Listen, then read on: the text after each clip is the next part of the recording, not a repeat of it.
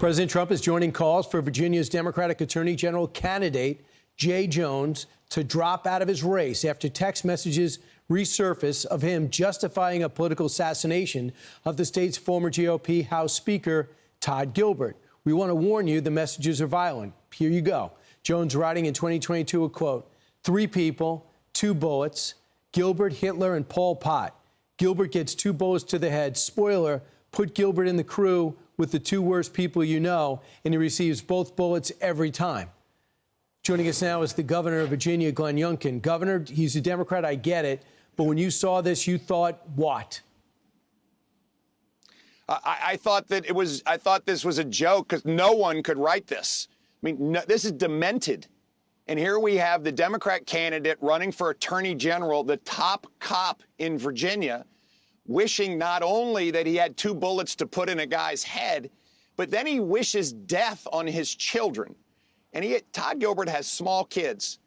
And for Jay Jones to wish death on his small children is beyond belief.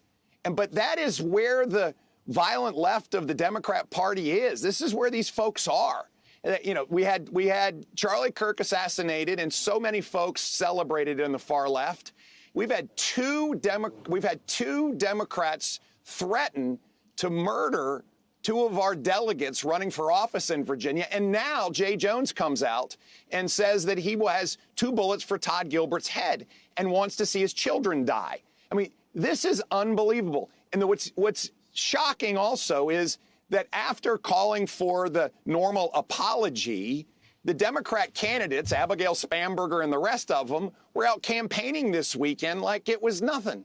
They have got to call for this guy to resign, step down, get out of this race in disgrace, because this is beyond disqualifying.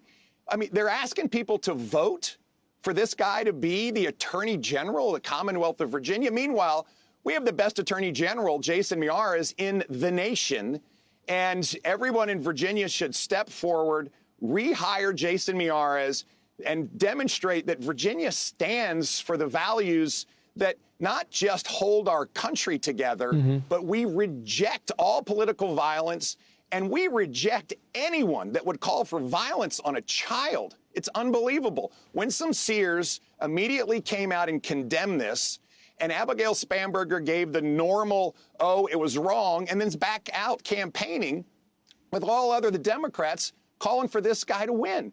This is nuts, and this is why the Democrat Party has lost touch with where America is today, when they can support someone who wants to put 2 bullets in somebody's head who's a political arrival and see his children die. So Abigail Spanberger, who's right now leading your lieutenant governor, wants to be governor by about 5 points, said this: I spoke frankly with Jay about my disgust with what he said and texted. I made clear to Jay that he must take full responsibility for his words. I will always condemn violent language in our politics. And he came out and did. And he said that he says, I have reached out to Speaker Gilbert to apologize directly to him and his wife and their children. I cannot take back what I said. I can only take full responsibility and offer my sincere apology. So she feels as though Spanberger feels, the Congresswoman feels, that's enough. And you? Not even close. The only satisfactory answer here is to step out of this race in disgrace. And gosh, I'm sorry is nowhere near sufficient. Can you imagine if she was putting together her cabinet and was trying to name her Secretary of Public Safety and Homeland Security, and this guy shows up and said, by the way, I said I was going to put bullets in the head of my political rival and I hoped his children would die? And is she saying she'd hire him for that? No. At the end of the day, it is beyond disqualifying. And that's why the Democrats have to come together and figure out where their moral compass is, because they don't have one right now, where they can allow someone to stay on the ticket who has said these demented things about a political rival and his children to all the moms in Virginia. This is a ticket that in fact is allowing someone to stay on the ticket who wants children to die. And I can't believe Virginians for a second will allow this to happen. And real quick, in the governor's race, it's tightening up. And one of the reasons is on this whole bathroom situation, men and women's sports. It popped up. Congresswoman Spanberger does not have a position on it, it seems. We know where you stand. We know where Lieutenant Governor Winsome Sears stands. What seems to be the problem? Well, at the end of the day, Abigail Spanberger wants there to be boys in girls' bathrooms and wants boys to be in girls' sports. And that's where she stands. And the reason why she cannot answer the question is because she knows where she is so objectionable to almost all Virginians. And therefore, she refuses to answer the question. The reality is that having men in girls' bathrooms and having biological males in girls' sports is unsafe. It's wrong, and it violates the dignity of women and girls. And that's what Virginians believe, and that's why she won't answer the question. Listen, this race is really clear.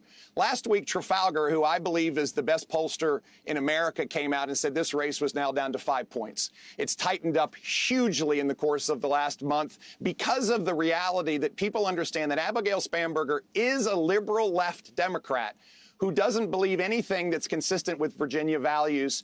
And that's why this race is tightened up. On top of that, now we see that members of her ticket, Jay Jones, a member of Abigail Spanberger's ticket, literally wishes death on children. This is the race at hand. And this is why I believe Virginians will come together and stand for the values that we hold dear. Get out and vote. Go to winsomeforgovernor.com. Vote for Jason Miyares. And let's win this thing, folks, because Virginians need to stand for what's right. And we've demonstrated it from the beginning of this country, and we're going to do it again right now. Wow, you're this fired up at 8 in the morning. You're probably going to be, I hate to see you at noon. You're going to be impossible to stop. Governor Youngkin, thanks so much. Appreciate it. We'll see where this goes. It's going to be a sprint to November. I'm Steve Doocy. I'm Brian Kilmeade. And I'm Ainsley Earhart. And click here to subscribe to the Fox News YouTube page to catch our hottest interviews and most compelling analysis.